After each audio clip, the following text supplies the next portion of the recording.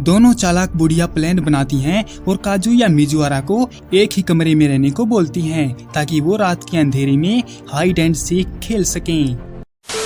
तबीयत खराब होने पर जैसे ही मिजुआरा पानी में गिरती है तो रेंटल गर्लफ्रेंड होने के बावजूद भी काजुया अपनी जान जोखिम में डालकर उसे बचाने के लिए कूद पड़ता है और काफी मशक्कत के बाद वो दोनों बेहोशी की हालत में सुनसान किनारे पर आ जाते हैं, जहां पर मिजुआरा को पहले होश आता है। उसने देखा कि काजुया बेहोश पड़ा है। उसे याद है कि काजुया उसको बचाने के लिए ही फेरी से कूदा था। मिजुआरा घबरा जाती है कि कहीं अगर उसे कुछ हो गया तो नाम उसी का आएगा, इसलिए वो काजुया को होश में लाने की कोशिश करती है। वो छाती में पंप करती है और उसे उठाने की कोशिश करती है, लेकिन सारी कोशिशें फेल रहती हैं और उधर सर्च टीम को उन दोनों के मिसिंग होने की खबर दी जाती है, जबकि मामी पुल में बैठी काजुया का इंतजार करती रह जाती है। अब मिजुआरा के पास बस एक ही रास्ता है काजुया की जान बचाने का, और वो है CPR यानी मुंह से अंदर सांस डालना। Welcome back, rent a girlfriend season 1 episode number 5। अगर आपने इस बवाल एनिमे का लास्ट एपिसोड नहीं देखा है तो उसका लिंक नीचे डिस्क्रिप्शन में मिजुआरा के साथ गप्पे मार रहा है, जाओ जाके तुम भी मार लो। मिजुआरा जल्दी से अपनी होंठ उसके होंठों से लगा देती है और सांस देने लगती है। कोशिश काम कर जाती है और काजुया को होश आ जाता है और उसे यकीन नहीं होता कि आज तो पटाखा लड़की ने उसको किस किया है। भले ही उसका इरादा जान बचाने का था, मगर किस तो हुआ है ना। मजा आ गया भाई, मजा आ गया। ये तभी सर्च करने वाली टीम उनको ढूंढ लेती है और थोड़ी फटकार लगाकर उन्हें हॉस्पिटल भेज देती है, जहां से उनको एक दिन बाद डिस्चार्ज मिलता है। काजुया उसको जान बचाने के लिए शुक्रिया बोलता है तो मिजुआरा उसकी बात को गर्लफ्रेंड मोड ऑन करके टाल देती है, क्योंकि काजुया के दोस्त पास ही में खड़े हुए थे।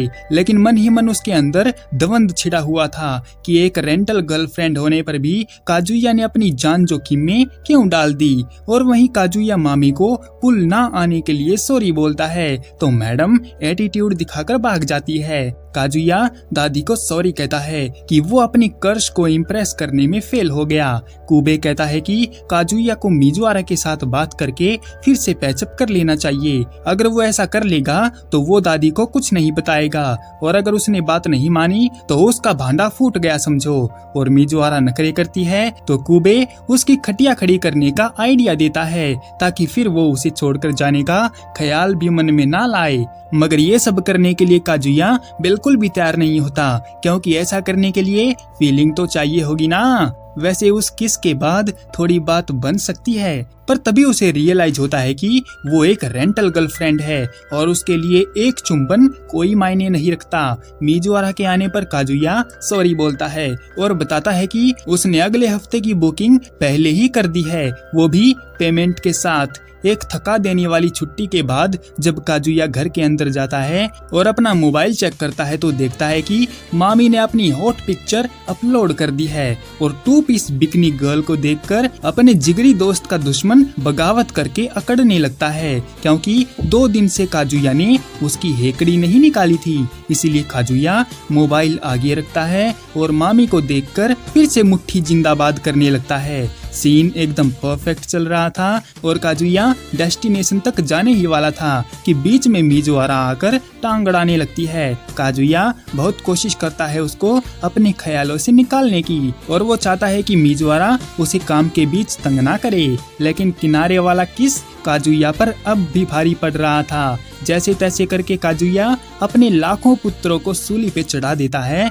और फिर उसे एहसास होता है कि उसकी फीलिंग्स मिजुआरा को लेकर काफी आगे तक जा चुकी हैं। कॉलेज में भी काजुया को मिजुआरा की याद परेशान करती है तो वो उससे बात करने जाता है, लेकिन वो 4 आइज उस बेचारे से बात ही नहीं करती। फिर दादी एक प्लान बनाती है और पूरी फैमिली को लेकर अपने डिस्चार्ज होने की खुशी मनाने के लिए एक ट्रिप पर ले जाती है, जहां पर उसने अपनी दोस्त सायोतासो यानी मिजुआरा की दादी को भी बुलाया था।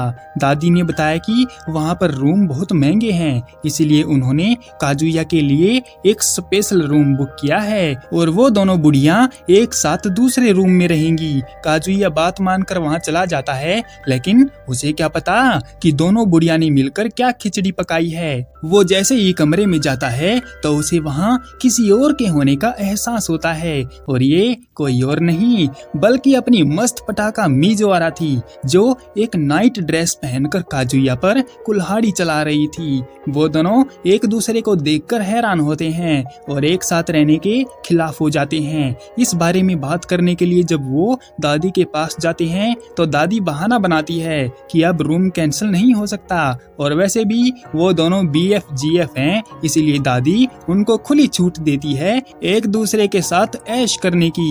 यार ये बड़ी ठरकी दादियां हैं। माना अगर ये बात जवान बच्चे बोलते तो थोड़ा बहुत सेंस भी था, मगर ये बुढ़ी ऐसा क्यों बोल रही है। खैर हमें क्या, अपने को तो बस पटाखा बजते हुए देखना है। सिस्टम पार देंगे। परेशान होकर वो दोनों रूम में चले जाते हैं और एक ही साथ रुकने का फैसला करते हैं, क्योंकि ब्रेकअप वाली बात भी अभी नहीं बता सकते और दूसरा रूम बहुत महंगा पड़ेगा, इसलिए वो कॉम्प्रोमाइज कर लेते हैं। काजुया मीजोआरा को जी भरकर देखने लगता है, क्योंकि ऐसा मौका बार बार थोड़ी ना मिलता है। इसके बाद मीजोआरा हॉट स्प्रिंग के मजे लेने जाती है तो वहाँ दादी पहले से ही मौजूद होती है, तो वो साथ मिलकर मजा करते हैं। दादी उसकी पीठ सहलाते हुए कहती है कि उसे मीजोआरा को अपनी बहू बनाकर बहुत खुशी हो रही है, और आज का दिन उन्हें लोनली फील करवाता है, क्योंकि आज ही के दिन उनके हस्बैंड की मौत हुई थी। लेकिन अब उसकी दादी से दोस्ती होने के बाद उसका सारा अकेलापन दूर हो गया है, और वो खुश है कि काजुया को मीजोआरा जैसी लड़की मिली। रात को खाने के बाद काजुया बाहर सोने की बात कहता है, नहीं तो मीजोआरा अनकंफर्टेबल महसूस करेगी, जिस पर मीजोआरा कहती है कि काजुया अंदर ही सो सकता है, उसे इससे कोई प्रॉब्लम नहीं है। ये सुनकर काजुया हैरान है, क्योंकि थोड़ी देर पहले तक तो वो उसे देखना भी पसंद नहीं कर रही थी और अब उसके साथ रूम शेयर कर रही है। आखिर उसके मन में क्या चल रहा है, देखेंगे नेक्स्ट एपिसोड में। तब तक के लिए सायोनारा।